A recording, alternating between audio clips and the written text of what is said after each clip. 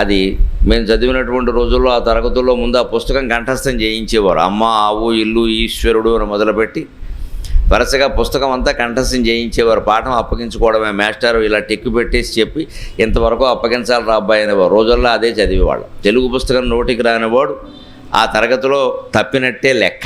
తెలుగు పుస్తకం మొత్తం అప్పగించాలి. అలాగే పాఠం కంఠస్థం చేయడం. చిన్నపిల్లలకి ధారణా శక్తి చాలా విపరీతంగా ఉంటుంది. మమ్మల్ని ఏదో ధారణ అంటారు కానీ నిజానికి 10 ఏళ్ల లోపు పిల్లలు సరిగ్గా ధారణ చేయాలని పట్టుబడితే నన్ను మించి ధారణ చేయగలరు, సందేహమే లేదు. మీ పిల్లల్ని అనుమానించకండి, ఏదో చిన్నపిల్లలు. వాళ్ళకి ఆ ధారణా శక్తి చాలా గట్టిగా ఉంటుంది. అందుకే ఆ చిన్నతనంలో పద్యాలు, శ్లోకాలు, ఇంగ్లీష్లో కూడా ఉండేటువంటి స్టాంజాలు వంటివి బాగా కంఠస్థం చేయడం నేర్పం. ఎందుకంటే ఆ చిన్న వయస్సులో అవగాహన శక్తి తక్కువ ఉంటుంది, ఈ అధ్యయన శక్తి, కంఠస్థం చేసేటువంటి శక్తి ఎక్కువ ఉంటుంది. విన్నదాన్ని బట్టి గుర్తుపెట్టుకుంటారు వాళ్ళు. అందుకని ముఖ్యంగా తల్లి కానీ తండ్రి కానీ పద్యాలు పాడుతూ ఉంటే పైకి దాన్ని వెంటనే పిల్లలు కంఠస్థం చేస్తారు. అలాగ తెలుగు పుస్తకం మొత్తం కంఠస్థం చేయించేవారు. ఆ రకంగా అమ్మ, ఆవు, ఇల్లు, ఈశ్వరుడు అనే మాటలు మొదట కనపడితే మాకు అప్పుడే అర్థమైంది. తర్వాత పెద్దలు చెప్పడం వల్ల ఇవి సామాన్యమైన మాటలు కావు. మానవ జీవితంలో సాధించవలసిన 4 పురుషార్థాలని ఈ 4 మాటల్లోనూ పెట్టారు అని మాకు అర్థమైన తర్వాత కాస్త పరిశోధనాత్మక దృష్టితో ఆలోచిస్తే నాకే తోచింది.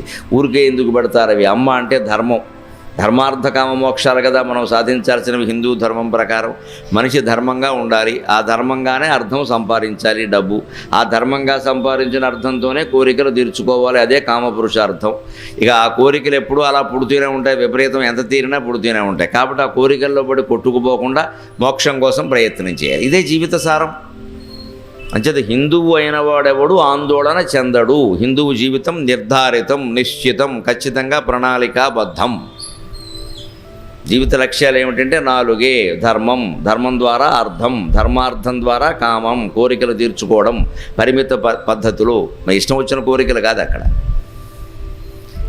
ఆ కోరికల్లో పడి కొట్టుకుపోకుండా కోరికలు అలా పుడుతూనే ఉంటాయి. కాబట్టి ఆ కోరికల్ని త్యజించి వాటి మీద దృష్టి పెట్టకుండా మోక్షం కోసం ప్రయత్నం చేయడం, ఇదే లక్ష్యం. సరిగ్గా మన తెలుగు విద్యా విధానం ఎంత గొప్పదో చూడండి. అమ్మ, ఆవు, ఇల్లు, ఈశ్వరుడు అనే 4 మాటల ద్వారా ఈ 4ంటిని చెప్పారు. అమ్మ ధర్మానికి ప్రత్యేక, ఆవు అర్థానికి ప్రత్యేక, చిలుక కామానికి, ఇల్లు కామపురుషార్థానికి ప్రత్యేక, ఈశ్వరుడు మోక్షానికి ప్రత్యేక.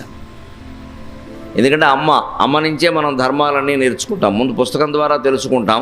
పుస్తకం కంటే ముందు అమ్మ చెబుతుంది, ఇలా కూర్చోవాలి, ఇలా కూర్చోకూడదు, ఇలానే ఉండాలి, కాళ్ళు కడుక్కోవాలి, ఇలా కాళ్ళు కడుక్కోకుండా అన్నం తినకూడదు, చేతులు కడుక్కోకుండా అన్నం తినకూడదు, పెద్దవాళ్ళు వచ్చారు కూర్చున్నాయేమిటి, లేచి నిలబడు అన్నం, ఏదో ఊరికి నెక్కర వేసుకుని చొక్కా లేకుండా ఉండడం అనుకో, వారు ఎవరో వచ్చారు చొక్కా వేసి అలా కనపడకూడదు, ఇలా అన్ని ఆచరణపూర్వకమైన ధర్మాలన్నీ తల్లి చెబుతుంది. అందుకని అమ్మ ధర్మానికి ప్రత్యేక, ఆవు అర్థానికి ప్రత్యేక. ఆవు అంటే పాడి పరిశ్రమ, ఒక ఆవే కాదండి, గేదెలు అన్నీ వస్తాయి, పశుజాతి అంతా.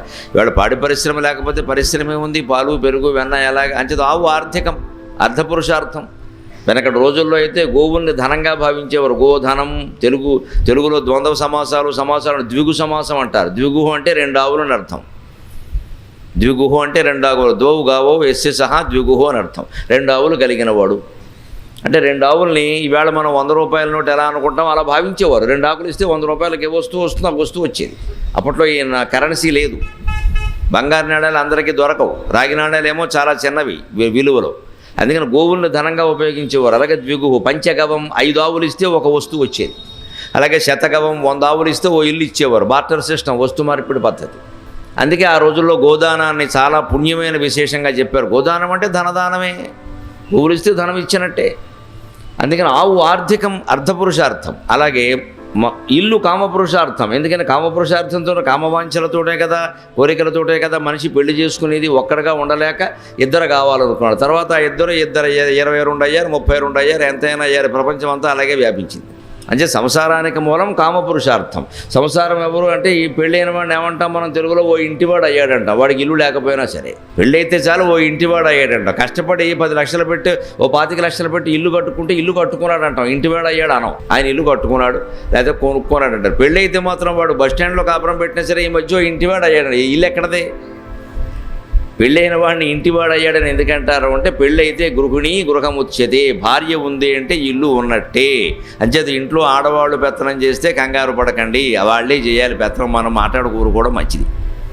మన రాష్ట్రం పేరే ఏపీ. ఏపీ అంటే ఆడపెత్తనమే, ఇంకా మాట్లాడద్దు. నేను ఒప్పేసుకున్నాను, మీరు ఒప్పేసుకోండి, గొడవలేదు. ఆ గొడవ ఏదో వాడు పడతారు, ఎందుకు వచ్చింది అంచేత ఇల్లాలు ఉంటే ఇల్లు ఉన్నట్టే, గృహిణి గృహం వచ్చితే.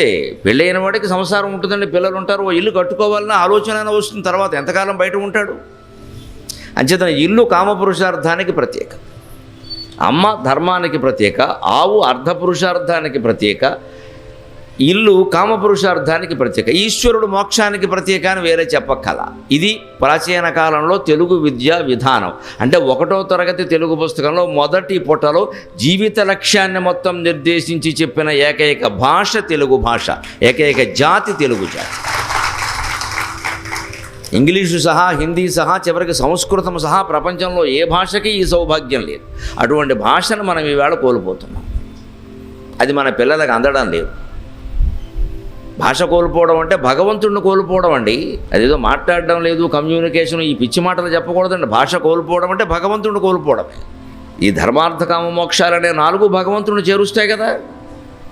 మరి అవి తెలుగు పుస్తకంలో 4 మాటల రూపంలో ఉంటాయి. అవి వేళ మనం నేర్పకుండా A for apple, B for bat, C for cat, D for dog, 4 దిక్కుమాలిన మాటలే, ఒక్కదానికి కూడా ఉపయోగం లేదు. ఏ ఫర్ యాపిల్, ఆ ముందు తిండే, చిన్నపిల్లాడికి తిండే, అమ్మక్కలేదా, ఆవక్కలేదా, దేవుడు అక్కలేదా, తిండే దున్నపోతులాగా.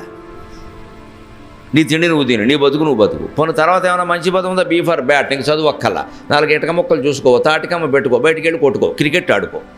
నీకు విరాట్ కోహ్లీ ఆదర్శం, ఇంకోడెవడో ఆదర్శం, సరస్వతీదేవి అక్కర్లే. ముందు తిండి, తర్వాత ఆట. చదువు ఎందుకు వస్తున్నాడు వాడికి? వాడు తింటున్నాడు, ఆడుకుంటున్నాడు.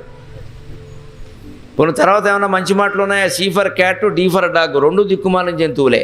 ఒకటి పిల్లి, ఒకటి కుక్క. పిల్లి ఏమో కపటత్వానికి చిహ్నం, కుక్క బానిసత్వానికి చిహ్నం. ఏదో మొట్టమొదటి పిల్లాడు తరగతిలోకి రాగానే బానిసత్వం, కపటత్వం నేర్పిన తర్వాత సింహాలు, పురులు జాతిలో ఎలా తయారవుతాయండి? మన అజ్ఞానం తప్ప. పిల్లలకి నేర్పేదే అది. వాడు ఆ కుక్కని పిల్లని ఆదర్శంగా తీసుకుని అలాగే బతుకుతున్నాడు. పిల్ల ఏం చేస్తుంది? మన దాన్ని మనం ఉంటే అది మేమని కూడా అనుకుని నెమ్మదిగా వచ్చి మొత్తం తీసి పాలు దాకా వెళ్ళిపోతుంది. అలాగే మొత్తం దోచేసుకుంటాడు ప్రపంచాన్ని, తెలియకుండా మొత్తం.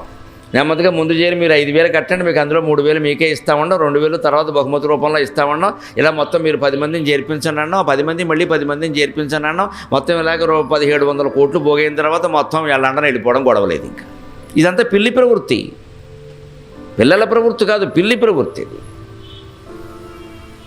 ఇంత దౌర్భాగ్యపు విధానంలో ఉన్నాం కాబట్టి నేను ఈ పద్యంతో ప్రారంభిస్తున్నా. మన తెలుగు పొత్తము మారు త్రిప్పటము. మనం మర్చిపోయినటువంటి ఆ తెలుగు పుస్తకాన్ని ఓసారి మళ్ళీ తిరగేస్తే మన జాతి ఏమిటో, మన నీతి ఏమిటో, మన ధర్మం ఏమిటో, మన రీతి ఏమిటో తెలుస్తుంది. అందుకోసం మనం ప్రయత్నం చేద్దాం.